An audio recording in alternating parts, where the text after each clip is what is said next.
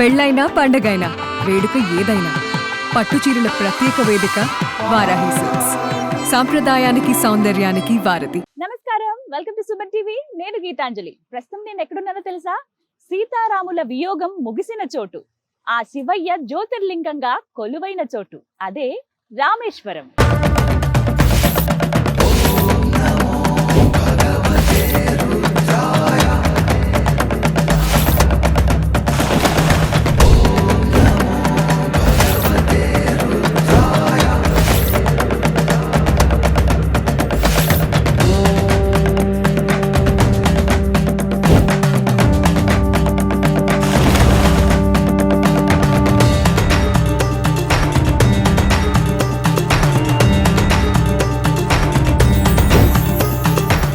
రామేశ్వరంలో Suman TV. రామేశ్వరంలో ఎన్నో అద్భుతమైన ప్రదేశాలు ఉన్నాయండి. ప్రత్యేకించి శ్రీరామచంద్రుడు ఆ సీతమ్మ తల్లి గురించి మాట్లాడితే శ్రీరామాయణం, ఆ రామాయణానికి సంబంధించి ఎన్నో సాక్ష్యాలు ఇక్కడ మనకి కనిపిస్తాయి. అలాంటి కొన్ని ప్రదేశాలని నేను మీకు ఇవాళ చూపించబోతున్నాను. ఇందులో భాగంగా స్టార్టింగ్ పాయింట్ దగ్గర నేను ఉన్నానండి. ఇక్కడ మనం కోదండరామస్వామి ఆలయానికి వెళ్ళబోతున్నాం. ఆ ప్రాంతానికి ఎంతో విశిష్టత ఉంది. ఆలయం దగ్గరికి వెళ్ళి స్వామిని దర్శించుకుని ఆ విశేషాలన్నీ చెబుతాను. ఒక్కసారి ఓవరాల్ వ్యూ చూడండి, ఎంత బాగుందో ఈ ప్రదేశం.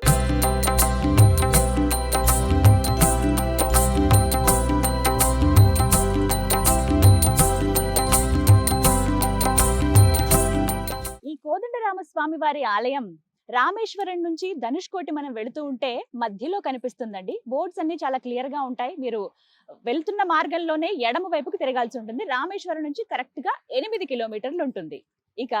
ఇగోండి, ఇక్కడ క్లియర్ గా బోర్డు ఉంది, చూసారా? ఇదే మార్గం. ఎంత బాగుందో, అటు ఇటు నీళ్లు, ఒక దీవిలో ఆలయం ఉంటుందన్నమాట. ఇక్కడి నుంచి చూస్తేనే అసలు 2 కళ్ళు చెదిరిపోతున్నాయి అంతే. ఎప్పుడెప్పుడు అక్కడికి వెళ్దామా అని ఉంది నాకు. ఇక ఆలస్యం చేయకుండా వెళ్ళి ఆ స్వామిని దర్శనం చేసుకుందామా, రండి.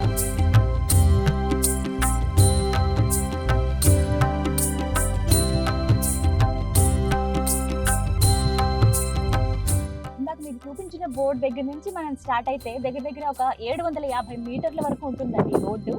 చాలా అందమైన రోడ్డు. మనకి చుట్టూ నీళ్లే కనిపిస్తాయి. వాస్తవానికి ఇది సముద్రం అని చెప్పలేము, బ్యాక్ వాటర్స్, అందుకనే అలలు కూడా ఎక్కువగా రావు. కానీ రోడ్డు కాస్త వైడ్ గానే ఉంటుంది, పర్వాలేదు. అటొచ్చే వెహికల్స్ ఇటొచ్చే వెహికల్స్ వెళ్ళొచ్చు. కాకపోతే మనం కొంచెం జాగ్రత్తగా డ్రైవ్ చేసుకుంటూ నెమ్మదిగా ఈ గాలిని అలా ఆస్వాదిస్తూ ఆ రామయ్యని ఎప్పుడెప్పుడు చూద్దామా అని అలా ముందుకు కదులుతూ ఉంటే ఇంకా మనకి కుతూహలం పెరిగిపోతుంది అనమాట. ఈ వాతావరణం అయితే చాలా అద్భుతంగా ఉందండి.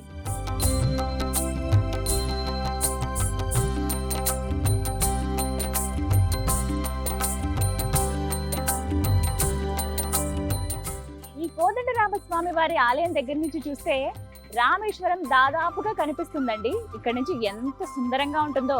సముద్రం మీదుగా అలా ఎక్కడో ఒడ్డున మనకి రామేశ్వర ఆలయం ఉన్నట్టుగా కనపడుతుంది. గోపురం కనిపిస్తుంది, అలాగే టీవీ టవర్ కూడా చాలా ప్రస్ఫుటంగా కనపడుతుంది. విజువల్స్ చూపిస్తాను చూడండి.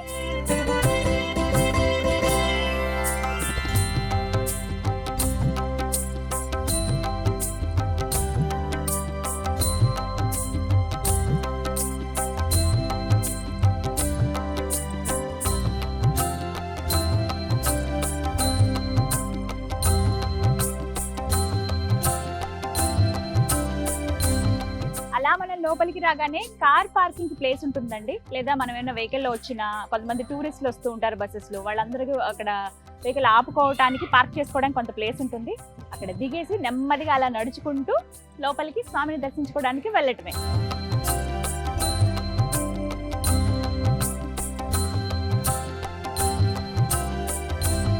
ఆలయం లోపలికి అడుగు పెట్టగానే మనల్ని వెంటనే ఆకర్షించేది ఏమిటో తెలుసా? స్వాగత ద్వారం అండి.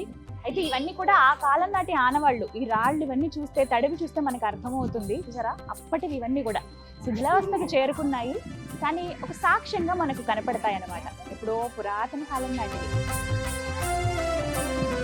ఎప్పుడెప్పుడు దర్శనం చేసుకుందామా అని ఉంది. ఈ ఆలయంలో ప్రధాన దైవం శ్రీ కోదండరామస్వామి వారే. ఎప్పుడెప్పుడు దర్శించుకుందామా అని ఉంది. అయితే ఈ ప్రాంత విశిష్టత ఏంటంటే, ఎప్పుడైతే రావణ సంహారం జరిగిందో ఆ తరువాత లంకకి రాజుగా విభీషణుడు ఉండాలని చెప్పి శ్రీరామచంద్రుడు వారు నిర్ణయిస్తారు. అయితే రాజుగా పట్టాభిషేకం చేయాలి కదా. విభీషణుడికి స్వయంగా శ్రీరాముల వారే పట్టాభిషేకం చేశారు. ఆ పట్టాభిషేకం జరిగిన ప్రదేశమే ఇప్పుడు మనం చూస్తున్నటువంటి కోదండరామస్వామి వారి దేవాలయం.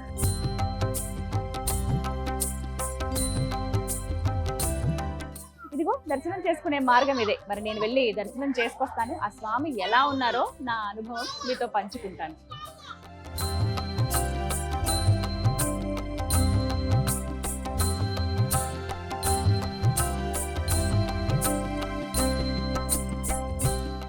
ఎంత చక్కగా దర్శనం జరిగిందో, ఎంత బాగున్నారు తెలుసా రాముల వారు. లోపలికి అడుగు పెట్టగానే ఈ ప్రాంత విశిష్టత ఇక్కడ ఉన్నటువంటి ప్రత్యేకత మనకి ఫొటోస్ రూపంలో కనిపిస్తుందండి. ఒకటి ఏంటంటే మనకి 3 భాషల్లో రాసి ఉంటుంది, ఇంగ్లీష్, తమిళం అలాగే హిందీలో రాసి ఉంటుంది. మనం చదివితే అర్థమవుతుంది. ఆ పిక్చర్స్ చూసినా సరే మనకు క్లారిటీ వస్తుంది. ప్రధానంగా 6 ఫొటోస్ మనకు కనపడతాయండి ఇక్కడ. వాళ్ళు ఎగ్జిబిట్ చేశారు అందరికి అర్థమయ్యేలాగా. మొదటి దాంట్లో ఏంటంటే విభీషణుడు, మల్యావరుడు, వీళ్ళిద్దరు కూడా రావణుడి సోదరుడు అనమాట. వీరు ముగ్గురు కూడా బ్రహ్మకి తీవ్ర తపస్సు చేస్తే విభీషణుడు మంచితనం చూసి బ్రహ్మ ఒక వరం ఇస్తారు, చిరంజీవిగా నువ్వు నిత్యం ఉంటావు అని చెప్పి. ఆ తర్వాత జరిగిన ఘట్టం ఏంటంటే, ఎప్పుడైతే సీతాభరణం జరుగుతుందో సీత మన దగ్గర ఉండడం కరెక్ట్ కాదు, మీరు తిరిగి పంపించేయండి సోదరా అని చెప్తే, మీరు ఇలా అన్ననైనా నాకే ఎదురు చెప్తారని చెప్పి అందరి ముందు సభలో విభీషణుడు అవమానిస్తాడట రావణుడు. ఆ తర్వాత ఆయన లేదు రాముడి దగ్గరికే వెళ్దామని ప్రయాణం అయినప్పుడు అలా వస్తూ ఉంటే, ఆ తర్వాత మనకేంటంటే సుగ్రీవుడు విభీషణుడు రావడం చూసి అనుమానిస్తాడనమాట. ఏంటి ఈయనేమో శత్రు సైన్యం నుంచి వస్తున్నాడు కదా అని చెప్పి. అయితే అలా అనుమానించాల్సిన అవసరం లేదు, ఎవరైతే శ్రీరాముడు శరణజొచ్చి వస్తారో వాళ్ళు ఎంతటి వారైనా, అది రావణుడు అయినా సరే, ఆయన శరణజొచ్చి వచ్చినా సరే ఆయన్ని క్షమిస్తాను, నాకు సోదరుడితోనే సమానం అంటారట రామయ్య. అయితే నిజమేనయ్యా, వీళ్ళందరిలాగా నువ్వేమి విభీషణుడు అనుమానించక్కర్లేదు, ఆయన చాలా మంచివాడు, మన మనిషి అని చెప్తారట హనుమంతుల వారు. ఆ తర్వాత వాళ్ళల్లో కలుపుకొని ఆయనకి పట్టాభిషేకం నిర్వహించాలని చెప్పి లక్ష్మణుడికి ఆజ్ఞాపిస్తారు. మొత్తంగా సాక్ష్యాలుగా మనకి ఇక్కడ కొంతమంది కనపడతారండి. నీలి, అలాగే సుగ్రీవుడు, అలాగే హనుమంతుడు, వీళ్ళందరూ కూడా సాక్షులుగా ఉంటారనమాట. వారందరి సమక్షంలోనే ఇక్కడ విభీషణుడికి పట్టాభిషేకం నిర్వహిస్తారు శ్రీరామచంద్రుల వారు. అది ఇక్కడ జరిగినటువంటి ఘట్టం అనమాట. అలా మనం ముందుకు వెళ్తూ ఉంటే ఎదురుగుండా గరుత్మంతుడి ఫస్ట్ మనం దర్శించుకుంటాము. ఆ ఎదురుగుండా స్వామివారు ఉంటారు. రాముడు, సీత, లక్ష్మణుడు, హనుమంతులు, విభీషణుల విగ్రహం కూడా ఉంటుందండి. ఆయన ఒక రాజులాగా, ఎందుకంటే రాజుగా పట్టాభిషేకం చేశారు కదా, అలా ఆయన మాత్రమే రాజులా కనపడతారనమాట. ఎంత బాగుందో లోపలంతా కూడా ప్రశాంతంగా. పంతులు గారు చెప్తున్నారు ఎవరెవరు ఉన్నారు, ఏంటి జరిగిన ఘట్టం ఏంటి అని. మీరు మాత్రం ధనుష్కోటి వెళుతూ ఉంటే గనక, రామేశ్వరం నుంచి ధనుష్కోటి వెళ్తుంటే ఖచ్చితంగా కోదండరామస్వామి వారి ఆలయానికి రండి, ఈ అద్భుతమైన ప్రదేశాన్ని దర్శించుకోండి. అలాగే ఇంకొక పక్కన శ్రీ రామానుజుల వారి విగ్రహం కూడా ఎంతో చక్కగా ఉంటుందండి. వెళ్ళి దర్శనం చేసుకోవచ్చు. దర్శనం చేసుకుని ఇగో ఇదే బయటకు వచ్చే మార్గం. అందరూ అలా దండ పెట్టుకుని బయటకు వచ్చేస్తూ ఉన్నారు.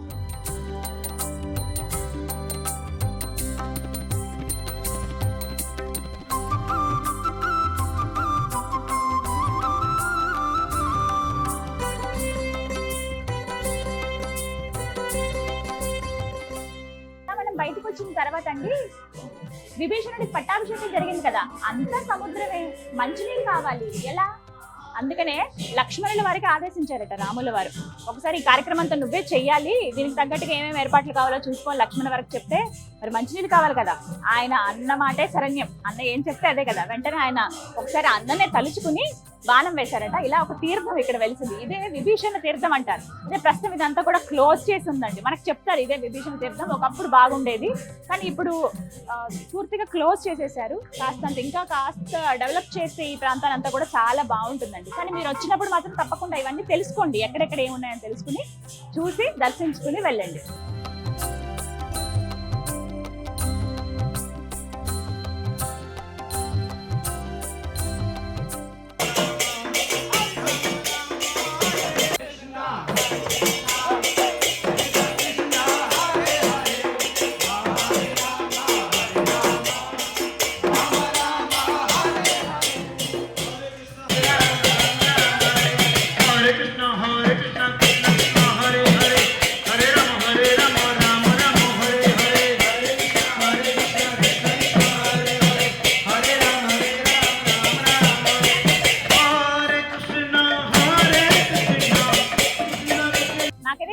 సంతోషంగా అనిపించింది. ఇలాంటి ప్రాంతాలకి రావాలి, తెలుసుకోవాలి అన్ని కూడా. అందులో భాగంగా దర్శనం కంప్లీట్ అయిపోయిందండి. తర్వాత ఎవరైతే ఇక్కడికి వస్తారో కొంచెం సేద తీరొచ్చు, ఇలా కొబ్బరి బొండాలు కావచ్చు, ఇంకా కూల్ డ్రింక్లు కానీ, వాటర్ బాటిల్స్, ఐస్ క్రీమ్లు, ఇంకా పిల్లలు వస్తే ఇంకా హడావుడి ఉంటుంది కదా, అవన్నీ అందుబాటులో ఉంటాయి. మనం దగ్గర ఒక గంట 2 గంటల పాటు ఇక్కడ స్పెండ్ చేసి వెళ్ళొచ్చండి. వాళ్ళ సందడిగా ఉంది, భజన కీర్తనలు అవన్నీ జరుగుతున్నాయి అన్నమాట. ఎంత బాగుందో చూడండి. నేను ఇంకా సాయంత్రం పూట వచ్చాను, భలే అందంగా కనిపిస్తుంది ప్రకృతి. నిజంగా అది సముద్రమైన, అడవైనా, మొత్తం చెట్లున్నా భలే అందంగా ఉంటుంది. ఇవన్నీ కూడా బ్యాక్ వాటర్స్ అండి. అవి ఆ చివరి కనపడుతున్నాయి, ఇటుపక్క నుంచి మనకి ఇండియన్ ఓషన్ అలాగే బే ఆఫ్ బెంగాల్ అవి కలిసిన ప్రదేశం అనమాట. బ్యాక్ మధ్యలో ఇసుక కింద ఉంది చూసారా, అక్కడి నుంచి ఇలా డివైడ్ అయింది. ఇదంతా కూడా బ్యాక్ వాటర్స్. ఓకే, రంగు కూడా మీకు ఈజీగా తెలుస్తుంది.